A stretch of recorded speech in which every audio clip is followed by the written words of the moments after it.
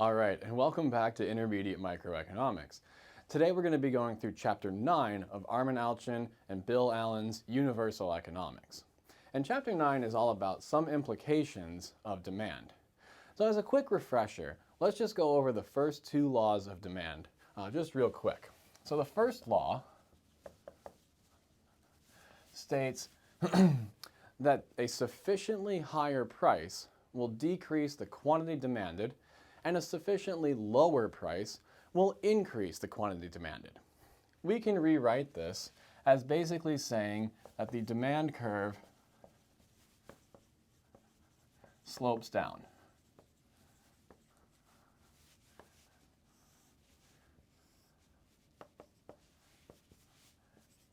Now this slope might not be perfectly smooth as I've drawn it here. It could be a step function which would have some elements of like straight across, but the general trend is down, and it will never be an increasing function as we continue to increase quantity or as we continue to decrease price. The second law of demand states that elasticity of demand with respect to price increases over time. In other words, demand becomes more elastic the longer consumers have to respond to a change in price. Now, taken together, these two laws are fairly powerful, and they can explain quite a bit. They can explain, for example, why price changes might not take immediate effect, but might take some time to work their way through the system. There are lots of implications about this, and we discussed a lot of them in a previous video. Let's use these ideas to discuss some things that come up in economics. For example, what about needs, wants, and demands? Now we often speak, or at the very least hear other people speak, about these things called needs, okay? That sometimes we all face. Sometimes we'll use words like vital, basic, urgent, critical, or any other word like that. Sometimes we'll even invoke the word right, as in access to whatever good we're talking about is a right that every single person has, or it ought to be a right. Now sure, having more of something is clearly going to be better than having less of it. Each and every one of us surely wants more of at least something. But the price of more is what must be given up to get more of the needed thing. If we need, for example, more health care, then what is it that we need less of and are willing to give up in order to get the increased health care? Remember, the amount of anything that exists in the world is finite. More cannot simply be willed into existence like manna from heaven. Choices must be made, and all choices entail costs.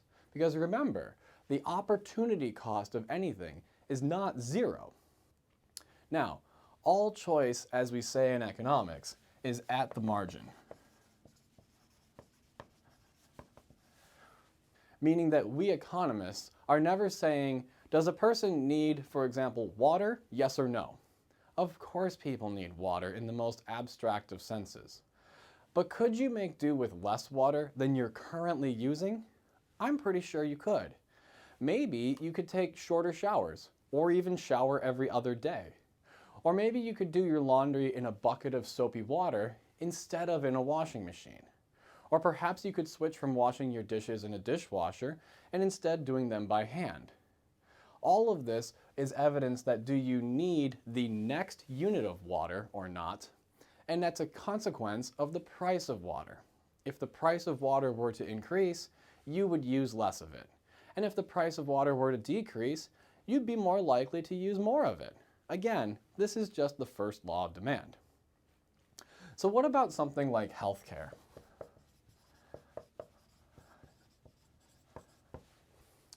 In 2021, after coming off of a brutal year of 2020, which saw healthcare systems around the world stretched thin and in many times fail, can't we consider healthcare a need? Well, yes and no. It's true that people need health care in much the same way that we need, for example, food. But notice that both are incredibly broad topics.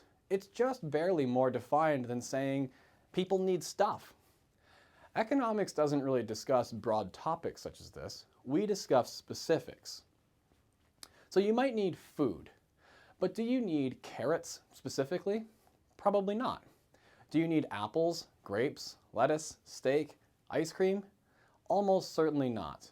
There are substitutes for all of these things. There are even different brands of all of these things, which means that even within the specific example, there exist substitutes. So do you need a particular product at the grocery store? Almost certainly not. Do you need to consume at least something from the grocery store in order to live? Almost certainly, at least in today's society where most of us aren't growing our own food. But note that most people have access to at least 2 grocery stores. So do you need anything from any particular grocer? Well, no, there are substitutes. Okay, so now that we understand that while we need food, we don't need any particular type of food or any particular item of food, we can now apply this to healthcare. So let's think about this for a minute. So do people need healthcare? Well, yes, of course they do, in the sense that we need things in general, because again, healthcare is extraordinarily broad. But for most illnesses and ailments, there exist tons and tons of alternative means of treatment that we could pursue. For example, for the common cold, we could simply rest and stay in our bed.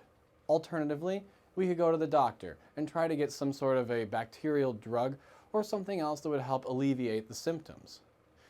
Alternatively, we could think about the fact that there exist different doctors, each one of which would be a substitute for any one of the other doctors. So for example, you could see your preferred doctor who might be able to prescribe some sort of a medication or treatment plan for you, or you could go to a different doctor, and that would be a substitute for that good. So do you need to go see doctors when you're sick? Yeah, in some instances you do.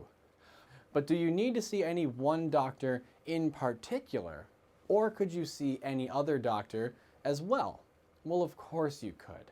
And so there exist substitutes even within as broad of a topic as healthcare. So what a need in economics refers to is something that there is no substitutes whatsoever.